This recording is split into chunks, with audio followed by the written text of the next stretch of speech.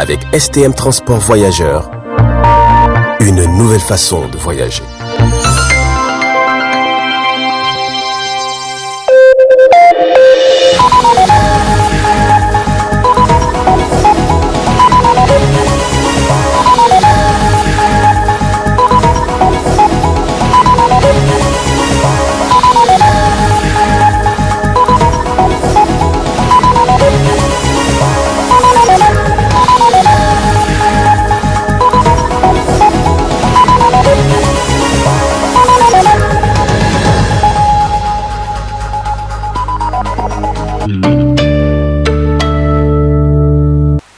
Monsieur, dames, bonsoir et ravi de vous retrouver à travers cette grande édition d'information sur Tambra Télévision et toutes nos excuses pour ce léger retard indépendant de notre volonté.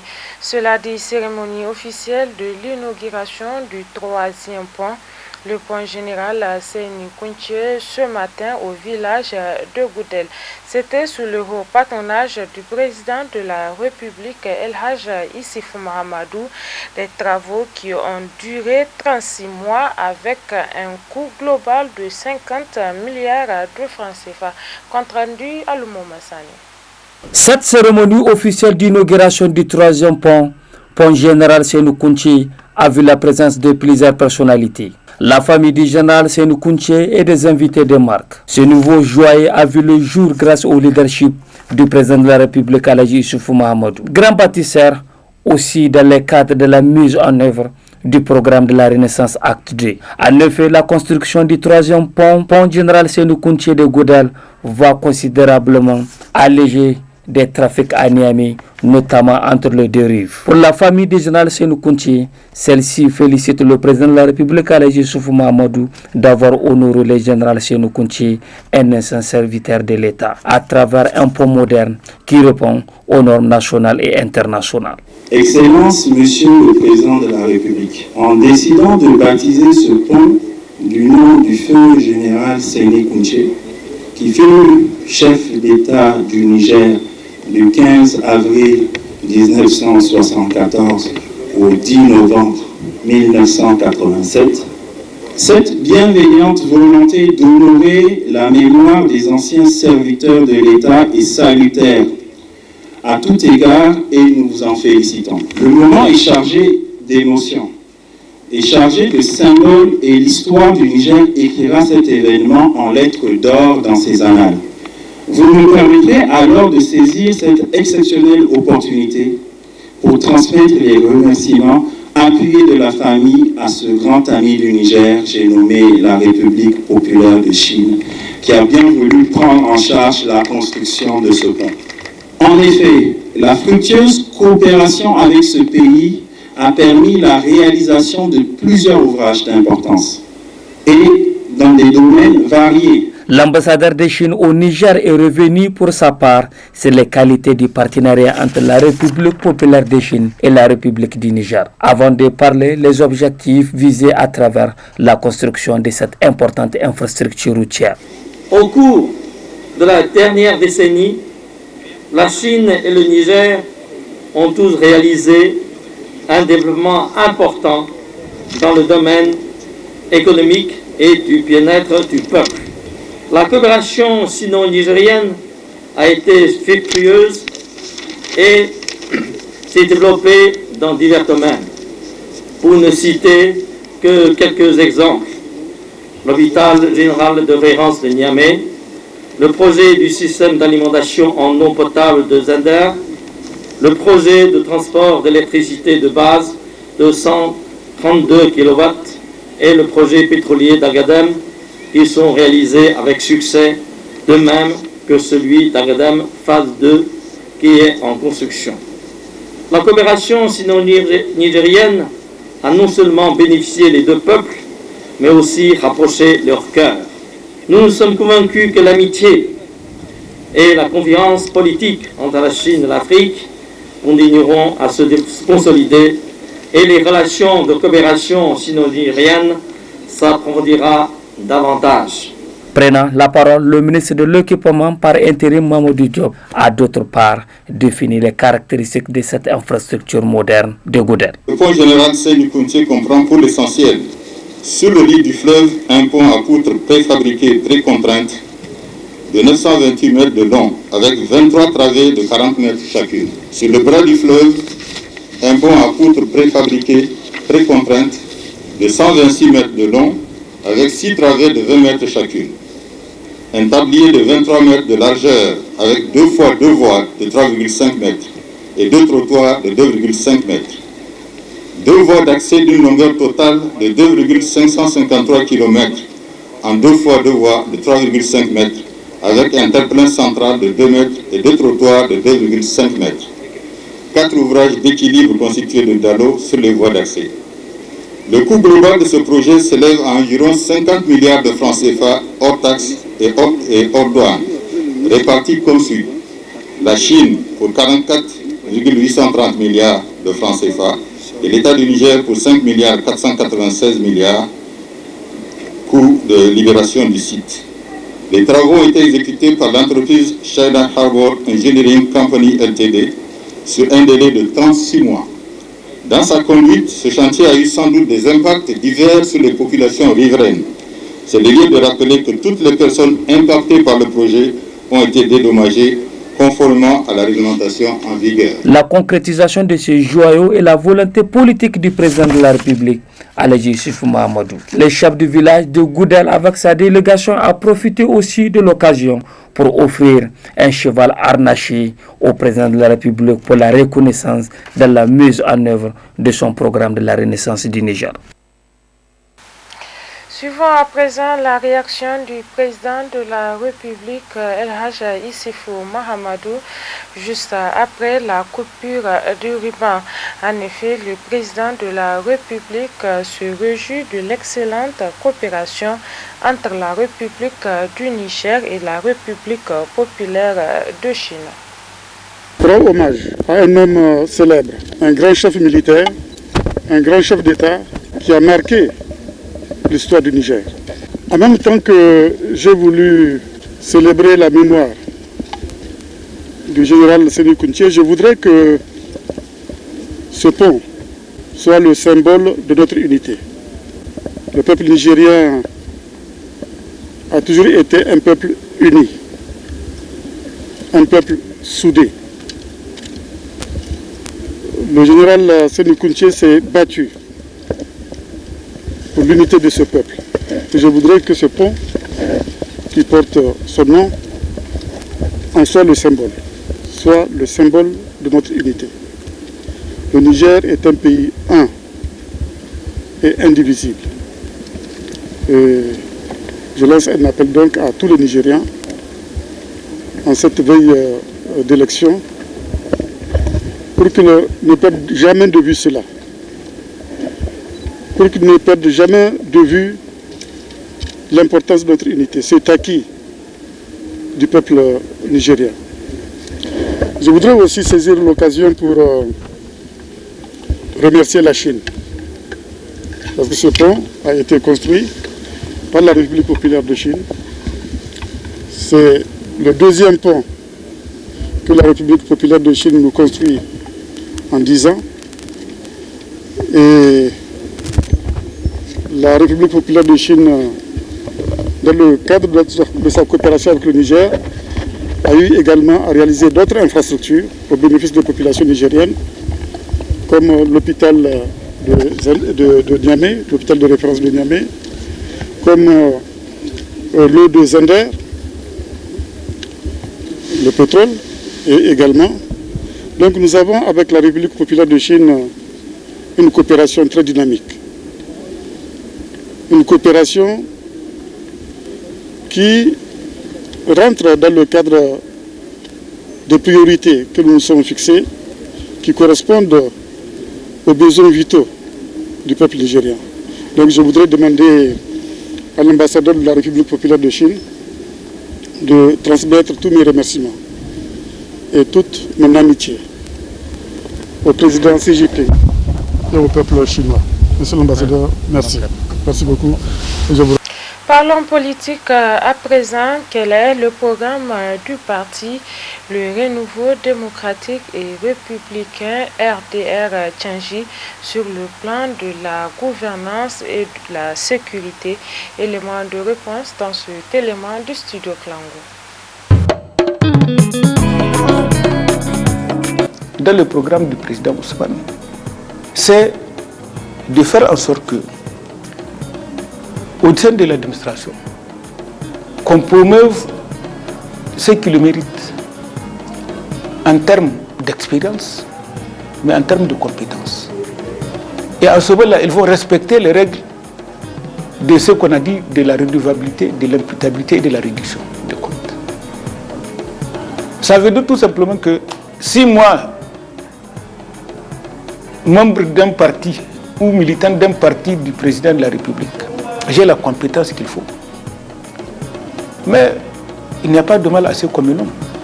Mais si je n'ai pas la compétence et que c'est le parti opposé qui regorge des compétences pour que ces compétences soient nommées, c'est ce monsieur-là que nous allons prendre pour le nommer. Le président Ousmane, dans le secteur de la justice, va mettre en place un pôle anticorruption. C'est-à-dire que c'est un pôle de procureurs indépendants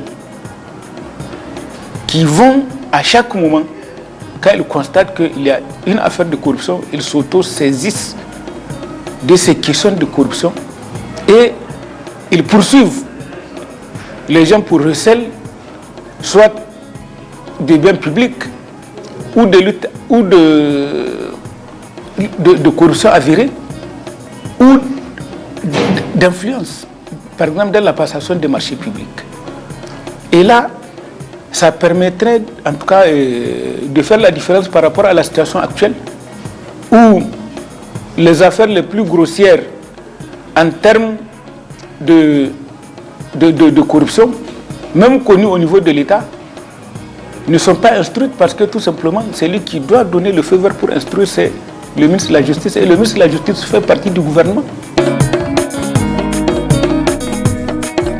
La question de la sécurité est logée dans l'axe équité, qui regroupe un certain nombre de préoccupations.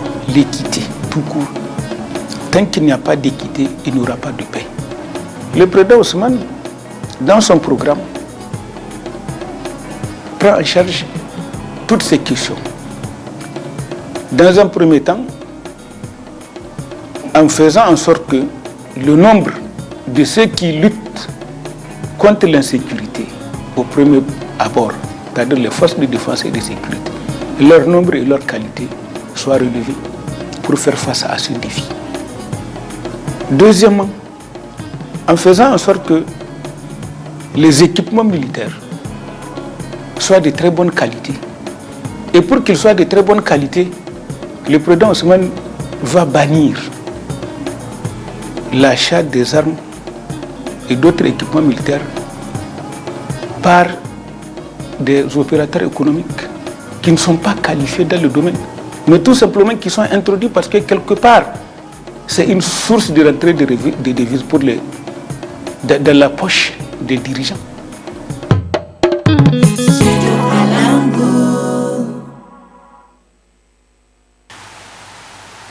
Les femmes soutenant le président de la délégation spéciale de Niamey ont rendu public cet après-midi une déclaration de presse, celle-ci pour apporter leur soutien à la candidature du président Bazoum Mohamed du PNDS Taraya à l'élection présidentielle du 21 février prochain. Ce grand meeting organisé par les femmes engagées derrière Mokhtar Mahmoudou, le président de la délégation spéciale de la ville de Niamey, s'inscrit dans le cadre du soutien apporté par ces dernières au président et candidat du PNDS Taraya, El Hadj Bazoum Mohamed, pour la pertinence de programmes de société qui visent à consolider pour mieux avancer.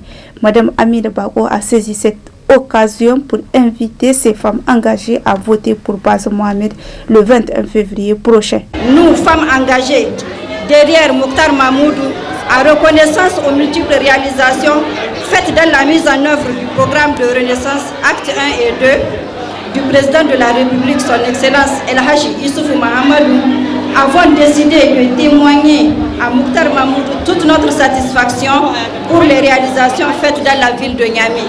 Monsieur Mokhtar Mahmoudou, sous votre conduite, le visage de la ville de Niamey a changé considérablement et est devenu un véritable Niamey-Niala.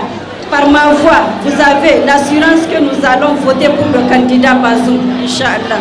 Quant au président de la délégation spéciale de la ville de Niamey, Mokhtar Mahmoudou, celui-ci a réaffirmé son soutien indéfectible au président Bazoum Mohamed du Parti Rose, tout en revenant sur les raisons de son choix. Je voudrais vous inviter à voter Bazoum Mohamed. Je voudrais vous inviter à voter Bazoum Mohamed pour 3 raisons. La première raison, à l'égard des élections passées, législatives et élections locales, nous avons acquis des grands résultats. Au niveau des élections locales, sur 117, nous avons jusqu'à 63 sièges. Au niveau des élections législatives, sur 166, nous avons 129. Cela veut dire que ce pays ne peut être gouverné par le candidat du PNDS-Taraya, à l'occurrence Bazoum Mohamed. Aucun autre candidat ne pouvait. L'autre candidat ne pouvait pas parce que la gouvernance de ce pays émane de l'Assemblée nationale. Et le gouvernement est de notre côté. Donc pour une gestion stable, pour une gouvernance stable, pour un pays de paix, je vous invite à voter Bazoum Mohamed. Vous allez voter Bazoum Mohamed pour une deuxième raison. L'autre raison, c'est au regard des réalisations à Niamey.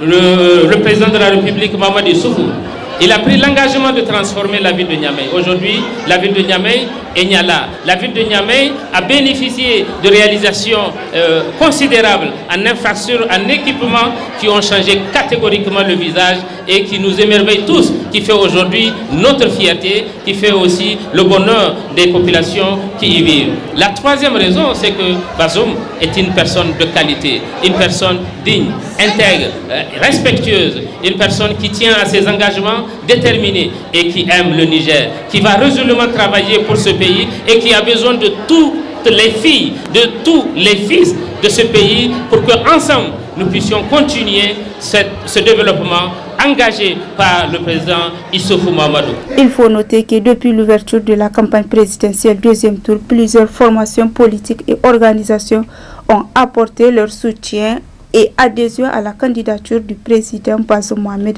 pour la renaissance en cours du Niger.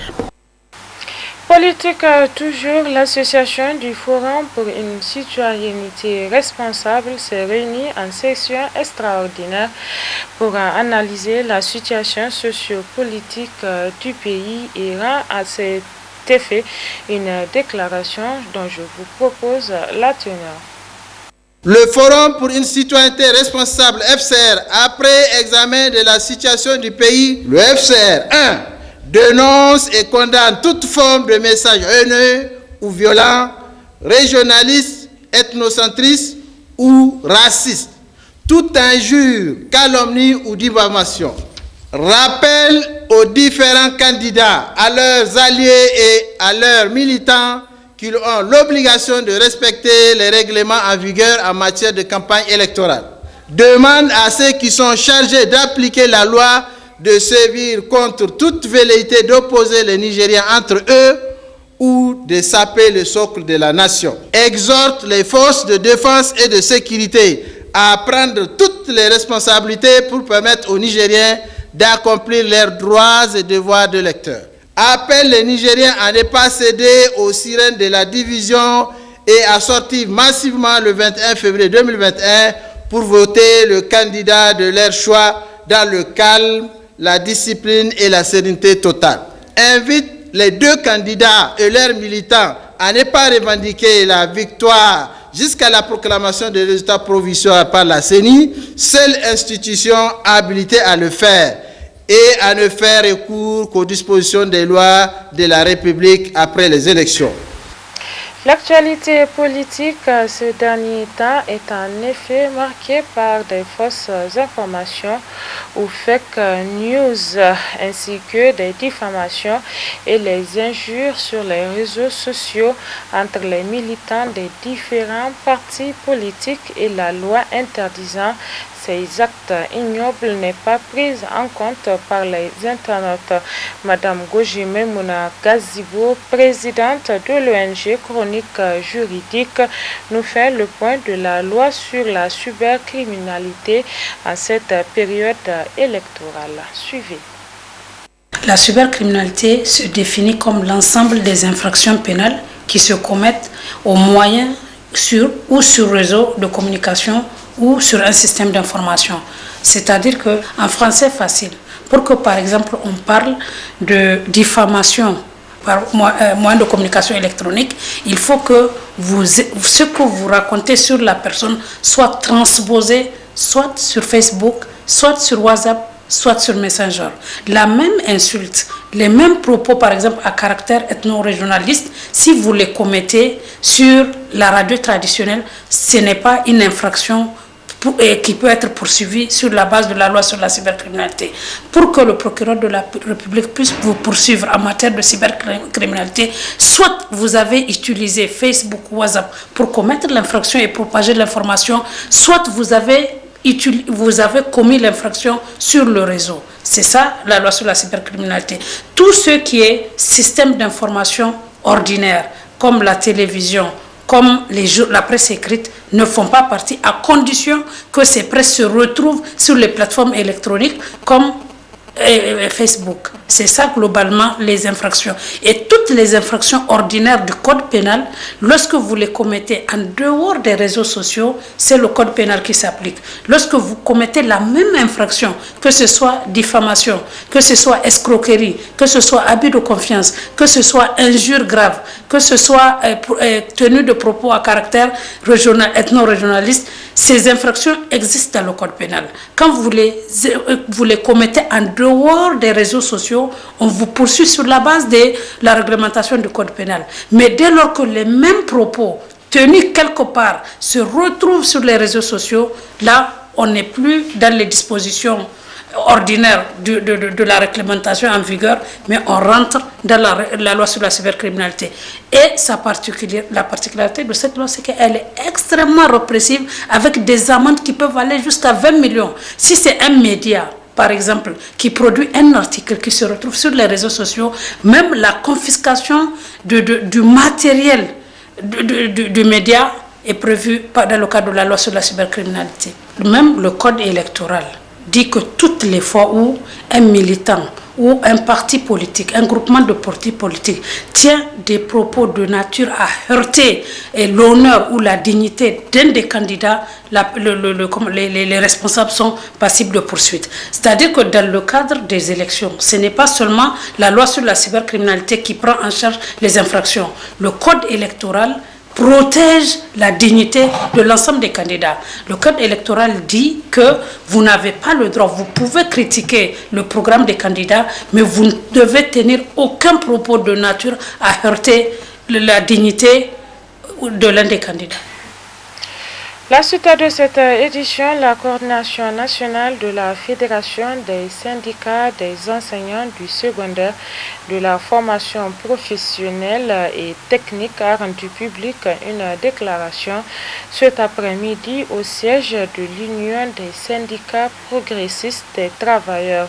Celle-ci est relative à leurs conditions de vie et de travail. La teneur avec le coordinateur national. La coordination nationale de FESES-FPTBA constate le recul du partenariat avec les autorités en charge des enseignements secondaires et celui de la formation professionnelle et technique.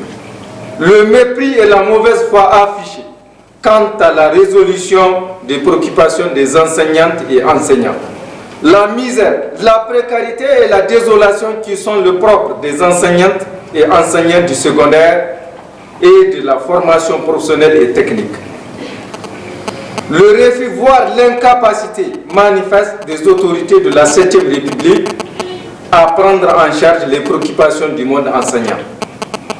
La mort programmée de l'école publique nigérienne par la déliquescence de son système éducatif. Sinon, comment peut-on comprendre l'indifférence du gouvernement de la 7e République face aux revendications légitimes posées par les différents syndicats et regroupements des syndicats du secteur de l'éducation. Que durant 7 ans, ce régime a été incapable de finaliser le recrutement, que pendant 5 ans, les promotions au grade soient bloquées, que les affectations qui sont pourtant des droits des enseignantes et enseignants et un devoir des autorités soient refusés, monnayés ou injustement faits dans un pays qui se dit démocratique. C'est pourquoi la coordination nationale de la Fédération des syndicats des enseignants du secondaire, de la formation professionnelle et technique, FESES-FPT-BAR, met en garde le gouvernement de la 7e République contre toute réduction de nos acquis arrachés de haute lutte et lance un préavis de grève de 264 heures à compter du lundi 1er au vendredi 12 mars 2021. Et rappelle aux militantes et militants que le mot d'ordre de blocage de notes est toujours en vigueur et que les enseignants sont responsables de leurs notes et qu'ils ne doivent en tout cas céder à aucune intimidation par rapport à ces points. Enfin, la coordination nationale de la Fédération des syndicats des enseignants du secondaire, de la formation professionnelle et technique, FESES-FPT-BAR, tout en restant ouverte au dialogue, demande à toutes les enseignantes et enseignants de rester sereins, mobilisés et vigilants. À l'instar de la communauté internationale, le Niger célèbre ce jour 18 février la journée mondiale du droit de grève. Quelles sont les forces et les faiblesses des forces vives et organisations syndicales? Élément de réponse avec Moussa Tchangari, secrétaire général de l'association alternative citoyenne. Le droit de grève est une conquête universelle des travailleurs. Des centaines de travailleurs sont morts il y a quelques siècles pour que ce droit-là soit une réalité. Bon, au Niger également, le droit de grève est reconnu par tous les textes. Mais vous savez aussi que dans les années 90, il y a un texte qui a été pris pour encadrer le droit de grève. Et ce texte-là pose de nombreux problèmes parce qu'on a institué un peu, si vous voulez, la pratique des coupures sur les salaires. C'est-à-dire que quand vous faites des grèves, les jours de grève, ils ne sont pas payés par l'employeur. Ça peut être l'État ou autre. Et donc, c'est une mesure qui tend à décourager le recours à la grève comme moyen pour les travailleurs de se faire entendre. Et vous le savez, chaque fois qu'il y a eu des grèves, notamment des enseignants par le passé et même récemment, ils ont fait l'objet de coupures sur leur salaire pour faire des grèves. Et donc, évidemment, ça dissuade le recours à la grève, et parce que donc, les travailleurs doivent mesurer les conséquences. Vous partez en grève, ok, c'est votre droit, mais en fonction du nombre de jours que vous allez faire, vous allez aussi perdre quelque chose sur votre salaire. Évidemment, c'est à l'avantage des employeurs, que ce soit de l'État ou des secteurs privés. Ça, c'est un problème. Et je pense que c'est une loi qui permet en quelque sorte de châtier un peu les travailleurs. Dans d'autres pays, les syndicats, ça existe aussi dans d'autres pays, hein, c'est pas seulement au Niger. Dans d'autres pays, les syndicats ont trouvé le moyen de payer eux-mêmes le nombre de jours de grève à leurs travailleurs, en mettant en place des caisses de grève ou d'autres mécanismes qui leur permettent d'assumer le coût d'une grève qu'ils lancent. Ici, les cotisations syndicales sont assez maigres et il n'y a pas, à proprement parler, les mécanismes comme les caisses de grève et autres qui sont réellement fonctionnels. Et ça fait que ici, il y a une tendance à brider un peu donc, le recours à la grève. Et du reste, depuis lors, on voit bien que les travailleurs sont plus ou moins affaiblis, les syndicats en tout cas, les travailleurs sont affaiblis. Il n'y a pas que ça comme raison, mais ça a contribué aussi à affaiblir le travail, donc la lutte des syndicats. De ce point de vue, on peut dire que le droit des grèves existe, mais les textes qui encadrent limitent sérieusement le recours à la grève comme moyen de faire pression sur les employeurs pour obtenir quelque chose. Demain, le président de la République, El Hadj Issoufou Mahamadou, procédera à l'inauguration du marché central de Tawa. Suivant à cet effet la réaction des habitants de Tawa. Demain, plaise à Dieu, le président de la République sera à Tawa pour l'inauguration de ce chef-d'œuvre. Et je pense que certainement que la population de Tawa certainement regrettera en tout cas le départ de notre président. Mais comme vous le savez, on n'a fini jamais de construire. On va toujours continuer à construire. Ceux qui viendront relèveront certainement le défi aussi et feront la même chose que ce qu'il avait comme. Et le marché, c'est quoi? C'est un centre économique. Qui dit centre économique, ça veut dire qu'il y aura en tout cas beaucoup d'échanges entre États, d'échanges entre populations internes, d'échanges entre en tout cas les gens de tout genre. C'est dire que c'est une autre possibilité donnée à la population de Tawa, en tout cas d'améliorer son quotidien, d'améliorer en tout cas son niveau de vie. Et je pense que c'est aussi, comme vous le savez, un pôle en tout cas de mobilisation des ressources pour l'État, pour en faire encore d'autres promesses à tenir. Il semble que cette infrastructure a été bien construite et cela répond aux normes internationales de construction d'un marché avec toutes les commodités et tout. Et dans l'ensemble, on pense que le marché sera aussi un vecteur de l'économie de la région aussi. Lokacin da an kace za a kashe mana kasuwa a yi mana sabuwa ba mu je daɗi ba saboda muna da sana'o'i ciki to amma daga yanzu kuma da an kai mana mun gano cewa yanzu an zamananta mu kuma alƙawarin da mai gida shugaban ƙasa duka ya cika mana shi da ga kasuwa gaskiya muna alfahari da ita. Et c'est la fin de cette édition d'information. Merci à vous de l'avoir suivi. Bonsoir.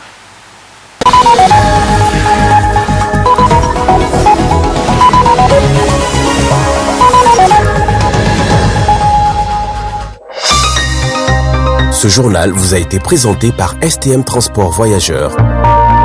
Une nouvelle façon de voyager.